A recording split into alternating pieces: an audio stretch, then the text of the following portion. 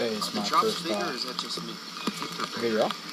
I'm going to be eating turkey dinner and watching Destination Truth. You look like somebody's walking. Somebody out here with us?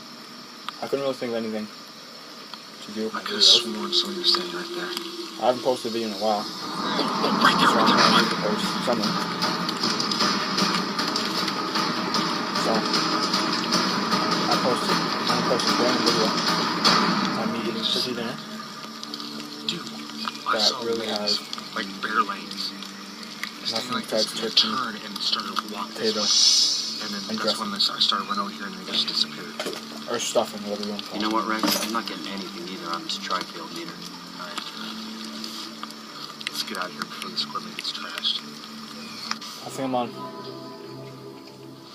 season 3, Tri-field meter out. See if we can get these strange readings in here.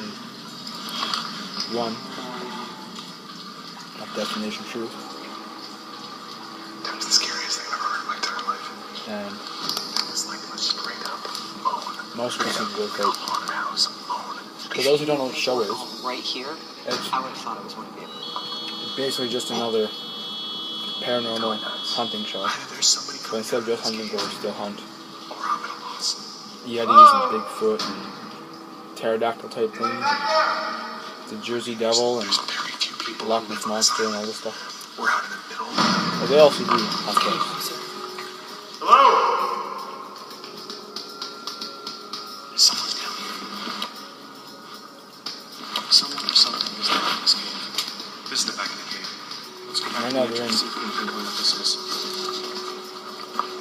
a cave, looking for something. Hello? I have no idea what to look for. Hello? There's no one down here. We're hearing voices and growls and rocks being thrown. That's flooded. It's not coming from there. And here's where we came in. How in the hell is that possible? I mean, we got a ton of recording from the footage. Alright, well, before these cameras get completely destroyed by the water, let's get topside. Alright. Let's do it, guys. Come on, let's get out of here. Let's get back to base again. The relentless rain was doing a number on our equipment, but with plenty of interesting evidence already in hand, we hiked back to camp, packed up our gear, and began the long journey back to the States where we would examine our findings. I met Mike and Ryder at our West Coast offices and began reviewing our video evidence. Oh, wow. I have no idea what that is. It's almost like a star, you know? Actually, do we have any idea of the scale of how big this is, or...?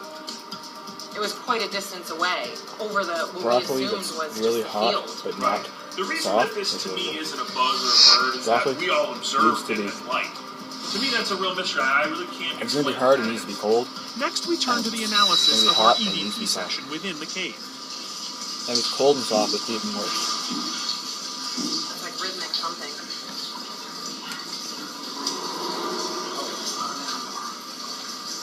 It's like a kind of a low moan that just runs right underneath Ryder talking. That's right, and it's really distinct and it's pretty loud. The banging noises, that to me, I have to kind of dismiss because we're in a really dynamic environment. We're in a cave, rocks could be falling, we're hearing water, you know? It's the voices that begins to get interesting for me. That's the stuff I think we can consider.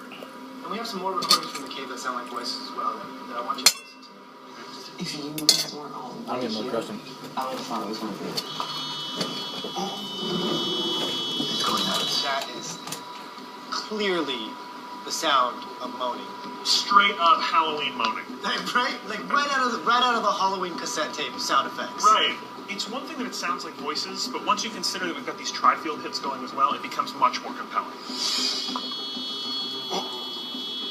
I certainly can't discount that it could be an animal. At the same time, it sounds like someone talking or someone moaning, you know? I agree.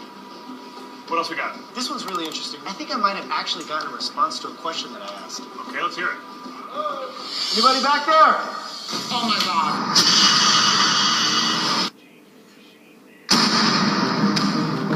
I think I might have actually gotten a response to a question that I asked. Okay, let's hear it.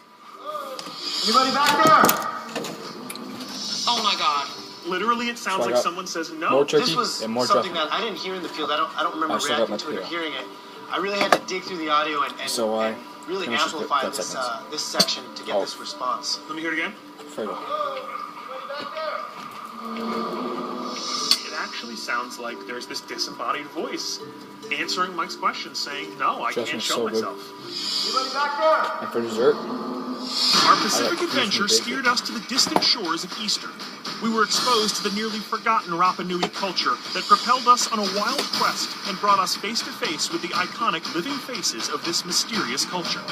Easter Island is disproportionately famous, considering its minuscule square footage. It is the celebrity status of its many statues that makes it difficult to cut through more than 1,000 years of myth they were on and Easter superstition. Island. But the strange evidence we observed and potent reactions we experienced corroborate eyewitness reports and lend real credence to the belief that the original inhabitants here may not have been carving these monoliths to appease invisible deities, but to reckon with a paranormal presence that may still reverberate on lonely Easter Island. If you're a fan of The Lord of the Rings, you'll recognize New Zealand's breathtaking landscapes as the home of those hairy-footed hobbits. But far beyond the movie sets, on the South Island, is said to live a creature that is quite out of Tolkien's trilogy. Locals say a gigantic, ancient bird, thought to have gone extinct over 500 years ago, is back, and has a score to settle with the people who hunted it.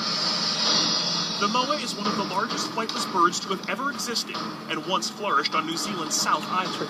Indigenous Maori people hunted the creature to extinction in the late 1500s. Or did they? Reports have emerged that hunters and backcountry hikers have recently encountered this massive bird, calling into question the moa's scientifically accepted vanishing act. Sightings take place in New Zealand's Fiordland, a gargantuan national park that encompasses the entire southwest side of the island. At more than 5,000 square miles, many reports occur in the endless maze of thick rainforest. Another area of interest lies much higher up, atop glacial mountain ranges where moa bones and remains of nests have been recently recovered. Both of these areas are virtually uninhabited by humans and could be perfect places to conceal a population. Lucky for us, we have historic references for the moa in the form of recovered skeletons. Witnesses corroborate seeing a fast-moving bird in the deepest forests of the Fiordland. Towering over eyewitnesses, the moa stands up to 12 feet tall. The bird is covered in thick, colorful feathers, though the body itself is completely wingless. New reports claim the bird has an aggressive demeanor and attacks using its long, powerful neck and vicious knife-like beak. For more close-range combat, the bird relies on its large, three-toed claws. Fueled by the prospect of discovering evidence that the moa is still alive and kicking, my team and I packed up our gear and headed off to New Zealand for a little bird watching. From Los Angeles, we flew 16 hours to the South Island of New Zealand. In this former British colony, the native tongue may be English, but the accent can be tough to understand. Good thing for us, our tech manager Vanessa is a local. The entire episode, I only want to hear a Kiwi accent out of you. Is that possible? Yes. Give me the no. No. That's tough. More. No. Now. So now, Christchurch is often referred to as the gateway to the Antarctic due to its location at the bottom of the civilized world. I've made arrangements to meet the curator of the Canterbury Museum in the center of town, a place we'd only find if I could get my GPS unit to stop yelling at me in Chinese. Your time, I'm not sorry. It speaks everything but English. The title says, me eating turkey dinner. I think I just swore at me. So, I think I did. I just ordered a burrito off this thing. So, that's like a Star Wars language. More videos in the What? near future. It's like the It's a Small World of GPS units. I'll see you later.